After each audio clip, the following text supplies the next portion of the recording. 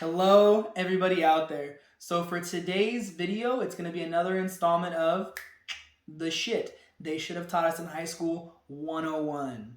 How to ace your midterms and finals in college. As you can see, I'm not at my old apartment. I don't have my whiteboard or my expo marker or my backwards hat, but for the sake of the video and the other videos coming before it, my name is Substitute Teacher Mr. Dean, but for today's class, you can just call me Mr. Dean. So obviously the series is basically just giving out some good information and insight and some advice that on shit they should have taught us in high school that would be applicable as a young adult. So obviously for today's video, how to ace your midterm or final. If you're in high school, this video might still work for you. Not 100% sure. Some of it's obviously still going to be applicable, but I know it's going to work for college. What I'll tell you, not bragging, not saying I'm the smartest person or even that smart. My last 3 years of school, once I stopped messing around, I had like a 3.9 GPA. I think I only had 2 Bs, and I think that there was one final I got a B on the entire time for 3 years. Again, not saying I'm super smart, but I learned how to study and how to focus and also just like what worked for midterms and finals. And I was figuring that out in my first year and also not really focusing as much as I should have been. So, hopping into the actual video. So right off the bat, what I'm going to tell you is if you are lucky, hopefully your teachers are going to have staggered your midterm or finals. If all your teachers have them on Thursday, then there are those teachers, and I'm sorry, but hopefully you have maybe like 1 or 2 on Wednesday and 1 on Thursday, or 1 on Tuesday, Wednesday, Thursday. That's even better. I've had teachers do that before, thank God. So if you have it all stacked, I'm sorry, God be with you. If it is a little bit spread out, even 2 and 1, that's better. So what you need to do is a week before your actual midterm or final, you need to start studying an hour per week per class. So if you're taking 2 classes, 3 classes, 4 classes, it doesn't matter. It's 2 hours, 3 hours, 4 hours a day. Now you don't want to do it all back to back. You don't want to do 2 hours, 3 hours, or 4 hours in a row because you will burn your brain. You will fry like a microwave. You need to try and spread that time out because I'm telling you right now, if you try and do 4 hours of class in once or 4 hours of studying in once, it's just gonna, your brain's gonna explode. Now, if you have the ability to kind of break up your studying, maybe you only have like 2 times the study, you're taking 3 classes, maybe you have like psychology and sociology, you can study together in one block and another class by itself, or maybe you have like A&P and then another biology class, you can study those classes together along with another one class by itself. So kind of like break it up if you can into like similar groups if you don't have enough time. So from there, really what you're going to want to do, like I said, study an hour a day for a week before. And then what I'm going to tell you is you want to focus a little bit more energy into whatever class is harder, whatever midterm or final is going to be harder. You should probably have a good idea based on your teacher if it's going to be harder or easier. Excuse me. From there, what you're going to want to do, and I'm going to tell you, if you follow everything in this video, aside from this tip, you're going to get a B. And a lot of people are going to not follow this because they're going to be like, Ethan, that sounds stupid, or Ethan, that sounds hard. And I'm going to tell you it is hard. It is annoying. It's not fun. It sucks booty. And at least I'm telling you now so that you know that before you do it versus doing it and be like, yeah, I'm not going to do this. And you get a B and you're like, I didn't do good. And you put it in the comments and you're wrong. So what you need to do is anywhere from 3 to 4 days before, maybe even a week before if you're really that prepared, your professor should give you like a bullet point or some type of outline of what's going to be on the final.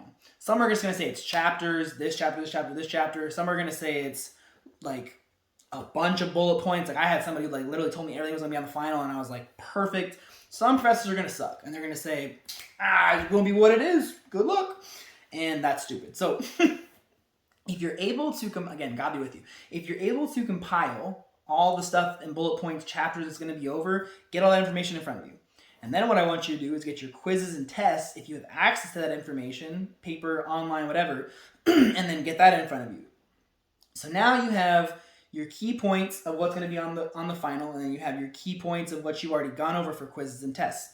Now, the vast majority of these questions probably will not be on your final, but the general ideas that are in these questions are going to be important if they're highlighted in the bullet points.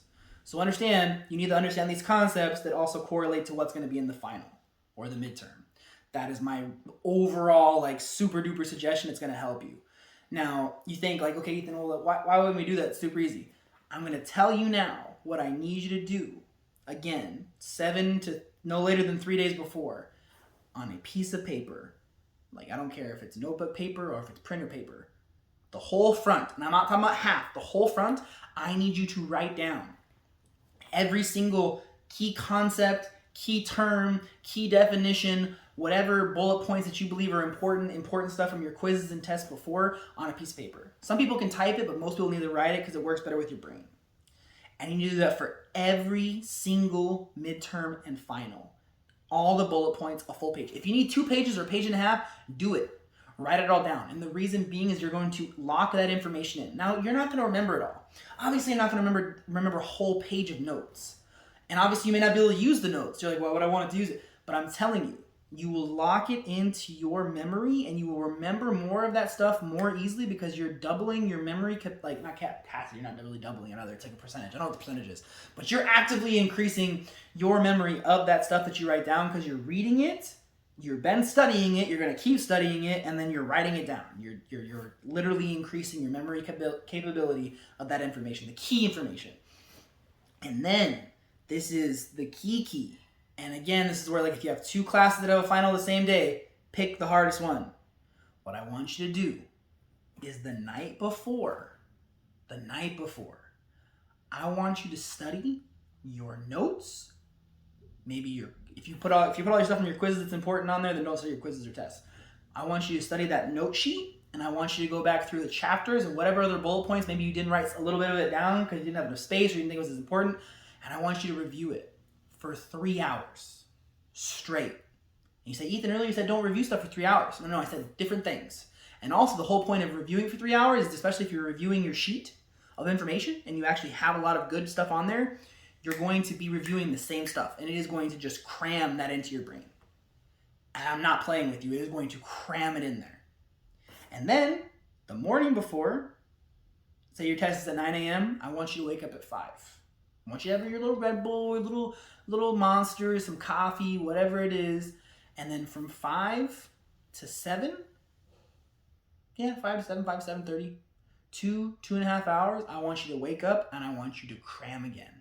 That same note sheet, reading through your bullet points, reading through little stuff in chapters maybe you didn't write on there, but you know may be kind of important. And I want you to cram it again. Because I'm telling you, what you're doing is you're just squishing this stuff in your brain. And the best part is because you've studied before, because you've written it down, and because now you've reviewed your worksheet, and then you've also reviewed other stuff maybe you thought you needed to review as well in the readings or the lessons, you have now effectively squished the stuff in your brain. You're going to go sit down that morning. You're going to take your midterm or your final. I'm telling you, you're going to recall all this information off the top of your head or very, very quickly. And if you do have to deep think about it, it's going to usually be there as well. You're going to get an A on your midterm or final. And then the next day, or like, I guess that same day, that night, you're going to cram again for that next final. And then the next morning, you're going to cram right before, and you're going to go take that final and get an A on it as well. And I'm not saying that this is the end-all be-all, but I am literally telling you again that this is the way that I killed my finals, because I figured out how I could squish information in a positive way by studying for a whole week, by writing down notes, and then by cramming. I'm telling you right now, try it out for 1 midterm, 1 final. Maybe you even do it for an easy class. Maybe you're like, I already have an A, and this class's midterm or final is not going to be jack. Or you love the class, you already know a lot of the information. Try my studying, and I guarantee you're going to get the test back and be like, how did I get like a 98%? Maybe you do it on the final. Maybe you already have an A going into the final. Even if you got like a D on the final, you're still going to get an A or a B, whatever. And you go in there and you already kind of know some of the information, and you cram and do what I told you like the week before, writing your notes down and then cramming. And on your midterm, you got a 90. And on your final, you get a 98. I'm telling you right now, it works. So that's all I got for the video, guys. Hopefully it's helpful. Hopefully it's informational. If you guys have questions about this topic, any topic, friends, family, relationships, schoolwork, whatever it may be, please let me know. You can reach out to me directly at The Greater Than Movement on every social media channel, the website, whatever you want to do, or you can put it in the comments in whatever format you're watching this video on, whatever social media channel it is. So what I got, guys. Stay healthy, stay safe, and remember, above all, be greater than. Talk to y'all real soon. Bye.